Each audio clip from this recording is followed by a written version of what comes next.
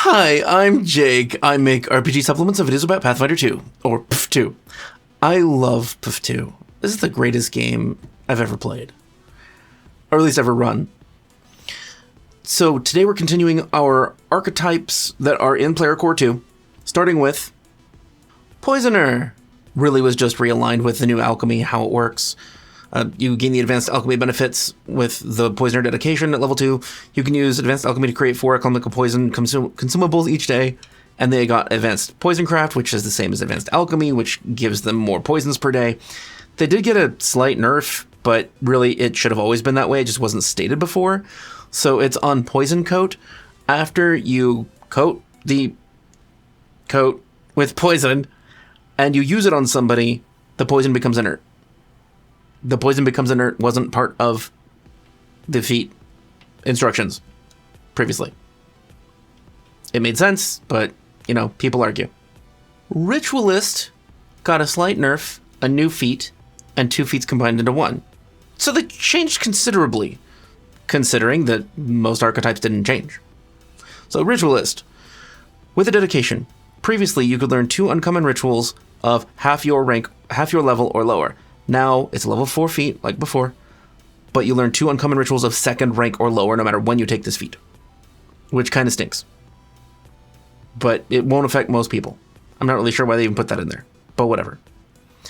Efficient rituals at level 8. They also combine the 14th level feat into this, because it saves space and makes sense, and you don't have to take a separate feat, so that's cool. So I'm going to read efficient rituals just for clarity, because it does both efficient rituals and speedy rituals.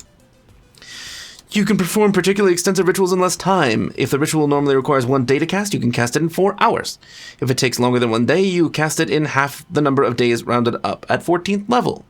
The new part. If a ritual has a casting time measured in days, you can cast it in an equal number of hours. If this results in a ritual longer than 8 hours, you split the ritual between multiple days as normal for a ritual. Cool. The new one is amusing to me. It's level 14, again. Enterprising Ritualist. Elegant and expensive components are no replacement for your skill and practice at ritual casting. If a ritual has a cost entry that has a value in gold pieces, reduce the amount you need to spend by 10%. Which is really nice. If you critically succeed at the primary check for a ritual, the GP value of components the ritual consumes is reduced by the same amount. For example, using Resurrect to bring back a 14th level creature normally costs 1,050 gold pieces, but would cost you only 945 gold. And if you critically succeeded at the primary religion check, you would spend only 840. Seriously, that can get you a new magic item, that difference of 210 gold. That's not bad. Money saving in the Ritualist. I didn't expect that. I like it. But you know that. I like rituals. Scout is still awesome, but it hasn't changed. Scroll Trickster hasn't changed. Scrounger is amazingly changed. Not like massively in all sorts of ways, but just in really positive, useful ways. Okay. Scrounger dedication, level 2, trained in crafting. You don't get the -2 to crafting stuff anymore. You can just make shit. Cool. You also gain the Cobbled Together activity, which works mostly the same before, but instead of the restriction of it being 1 level or 0 level, it has to be common, non-magical, and half your level or lower. That's awesome. It advances with you with a simple change in verbiage. Also, an item you cobble together is a shoddy item, but when creating it, you can choose 1 creature to build it specifically for. That creature doesn't take the normal penalty for using this shoddy item, so it can be you or somebody else, and saves a feat, because that was originally a separate feat. Yeah, I know, silly. Reverse engineering. It takes less time to reverse engineer now. Instead of, the normal 3 days before and 2 days after the remaster, you can attempt a crafting check to reverse engineer an item after spending 1 day of work setting up instead of 2. Cool! Saves time to be a Scrounger. And my favorite, magical fucking Scrounger. You can craft a temporary wondrous item using the magic scrounge from all around. Level 6 feat. It requires magical crafting. Once per day, you can cobble together a temporary magic item. The temporary item must be common, magical, half your level or lower, and be able to be held, wielded, or worn. Any craft requirements must be provided as normal. You can't cobble together a consumable, a rune, or an item with runes. If the item must be worn or affixed, removing it once it's affixed or donned destroys it. Awesome. You can make magic shit with magical Scroungers. Great. Scroungers are good again. Like they never were before. Scroungers are good. Yeah. I like Scroungers. I have always loved the theme, but they're not great at it. But they can make useful things now. Yeah. Sentinel had one change.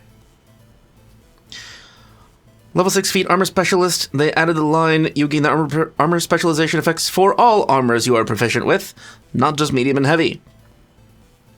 So it's just all of them, which is, I guess, future-proofing, because it doesn't really do much by itself, but, you know, it's there. It's good, I guess, technically. Yeah. Snarecrafter. Only requires trained in crafting, because it gives you the snarecrafting feat. Which kind of makes sense, because you're taking this to learn snare crafting. So, unless you learn snare crafting.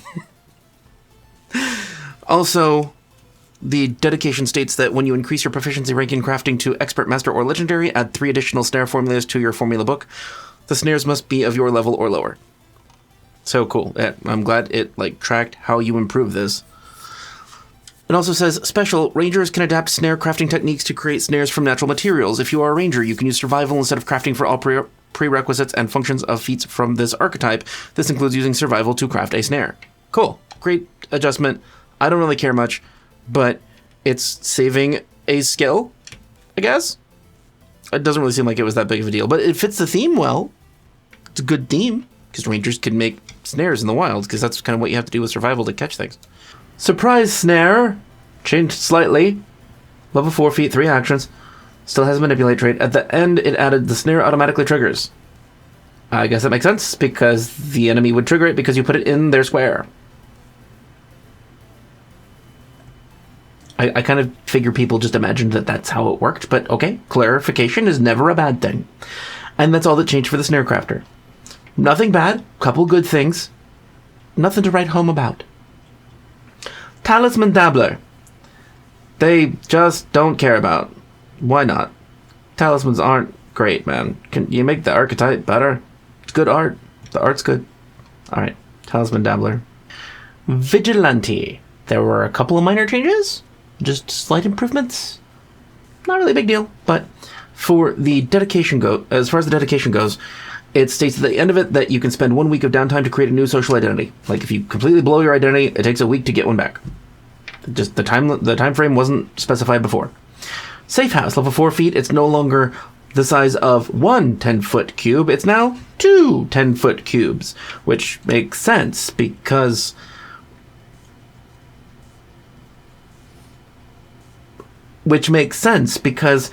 previously it said the size of the safe house expands to 4 10-foot cubes if you're an expert in deception, 8 if you're master, 16 cubes if you're legendary, but starts at 1. Why wouldn't it start at 2? Because those are multiples. Anyway, it didn't make sense before. It's bigger. Great. You have a bigger lair. Your evil lair. Evil Larry. That's my vigilante name. Many guises, level 8 feet. Didn't specify this before, but using any class or dedication abilities ends the disguise.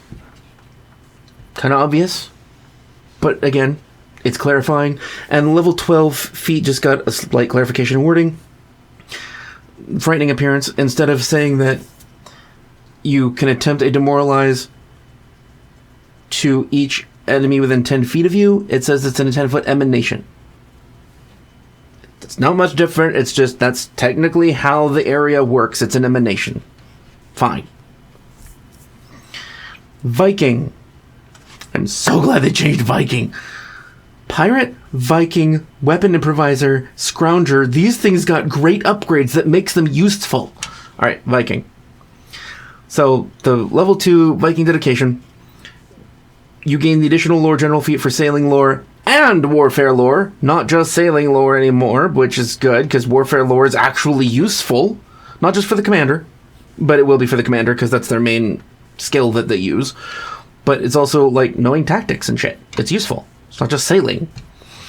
So, Hurling Charge. Level 4 feat, 2 actions. I'll tell you when we get to the new part, but I think you'll know anyway. Requirements. You're wielding a thrown weapon. You make a ranged strike with your thrown weapon, stride, and then interact to draw another weapon. This interact action doesn't trigger reactions. That was the new part. Holy shit! That's all they had to say before!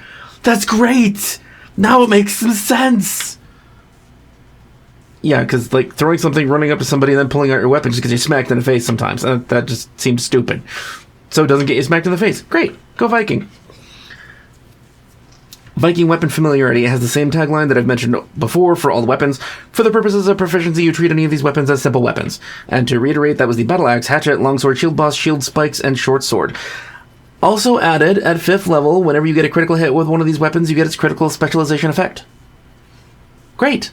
They did this on all of the weapon proficiency feat, archetype feats.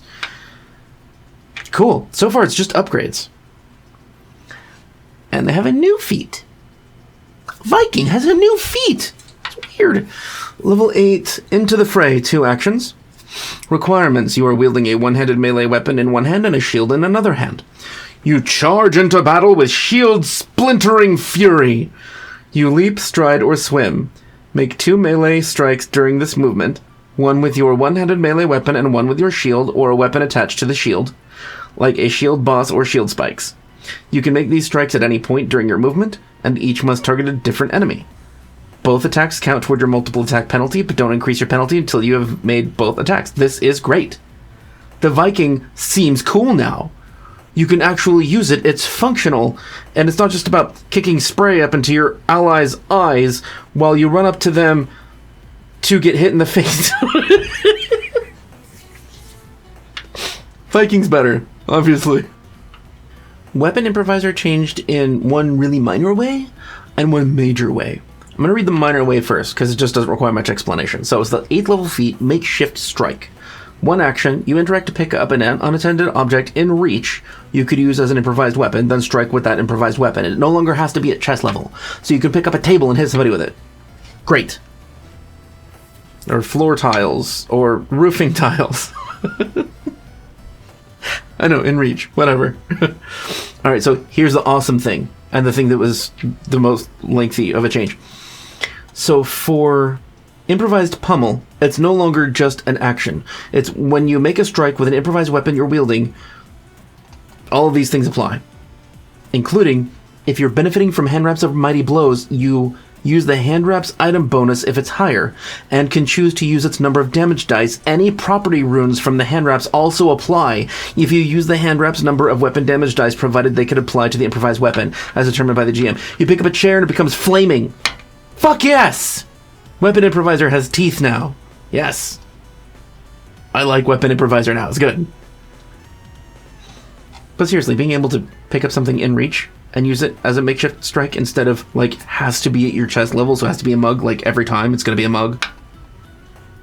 Wrestler is a little bit more bullshit. I mean, Wrestler's good anyway, but they improved Elbow Breaker. So the point of it is you have them grabbed as a requirement, and you're trying to disarm them. So, critical success, you knock one held item out of the creature's grasp if it falls to the ground in the creature's space. The success, part of it changed. So the beginning is the same. You weaken your target's grasp on the item. Further attempts to disarm the target of that item gain a +2 circumstance bonus, and the target takes a -2 circumstance penalty to attacks with the item or other checks requiring a firm grasp on the item. The part that they added is the creature can end the effect by interacting to change its grip on the item. Otherwise, it lasts as long as the creature holds the item. How are they going to interact while being held by you without you just pummeling them to death when you get to react to their interact action? I mean, this is just better for wrestlers. Cool. Congratulations, wrestlers. It's easier for you to disarm people. Alright, level 8 feat, running tackle changed considerably. It's still 2 actions, but I'm going to read you the old one. You charge toward your opponent. Sorry, it's an open trait, so it has to be the first attack of the round if you're going to do it. You charge toward your opponent, throwing your body at them in a vicious tackle. Stride up to your speed and then make an unarmed melee strike. If you hit, you can attempt to shove the target. That's all it did, is it added a shove to what you were going to do anyway. So running tackle no longer has the open trait. You charge, throwing your body at your foe in a vicious tackle. Here's the parts that it added. Stride twice, or make a high jump or long jump, then attempt to grapple or shove. So it doesn't include a strike, but it's 3 actions instead of the 2. If you made a high jump or long jump, you can make the grapple or shove at any point in the jump, but you can't travel any farther on the jump after you do. This is great. It's actually a tackle, instead of running up to hit somebody and then maybe shoving them. You run at them or jump on them and grab them. I think it's more useful. And that is all that changed with the Wrestler and all of the archetypes in Player Core 2. Thank you for being here. I'm glad you were willing to listen to all of that. Oh, I love some of the changes. Scrounger, Viking, Pirate. I never expected to say Pirate is playable or even good, but I mean, it's playable. It's useful now. Same with Viking. Viking's much better than it was. And Weapon Improviser, of course. As good as actually an archetype, in my opinion. Anyway, thank you for your time. If you're a patron, I appreciate you greatly. Thank you for taking care of this channel as much as you do. And if you want to see more coverage on Player Core 2, here. If you want to see old Howl of the Wild playlist, it's here. See you again soon. Bye-bye.